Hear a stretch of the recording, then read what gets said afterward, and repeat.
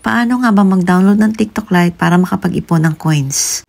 Maraming hindi nakakakuha dahil meron ng dati na TikTok application, kaya ang ginawa ko ay sa ibang phone ako nag-install, or pwede din naman daw na i-delete na lang ang dating TikTok bago install ang TikTok Lite.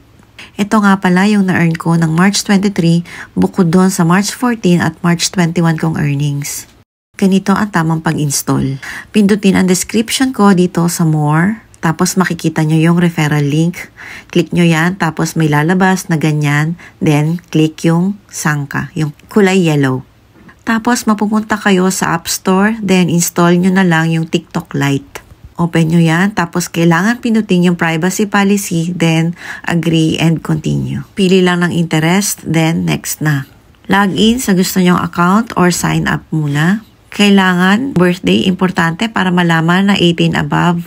Tapos pwede na mag-umpisa ng task. Ganito naman pag nagkaipon na ng points. Meron na akong 622 yen kaya click ko na yung exchange. 500 lang ang kasya at pwede kong ma-exchange so click ko lang yan, 500. Sa PayPal ko nilalagay yung 500 yen na na-earn ko. Basta alam nyo lang yung mail address ng PayPal nyo.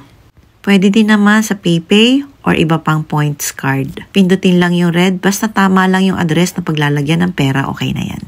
So ayan na guys, nabawasan na yung points ko mula 622 naging 122 na lang. Kung mapapansin nyo, ayan na yung pagbawas.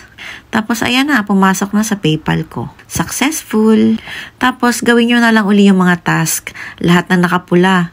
Pinipindot ko lang. Yung iba, wala nang pula dahil ginawa ko na. Tapos bukas uli. Sample lang ito. Pag pinindot ko, may points akong makukuha. Ayan, merong 100 points na nakuha. Dito naman sa last na pula, yung pagpanood ng videos na tapos ko na panoorin yung malalaking points. Kaya pag 1 point na lang, ini-stop ko na. Pag tumigil na yung umiikot dito, pwede nyo na i-swipe para sa iba naman ang panoorin nyo para umandal yung kulay red. Kapag 1 point na lang lalabas, nag-i-stop na ako. Yun lang guys, basta sundin nyo lang yung mga task, makaka-earn din kayo ng points at pwede nyo siyang mailagay sa PayPal, PayPay, or Amazon, or Rakuten, or sa convenience store.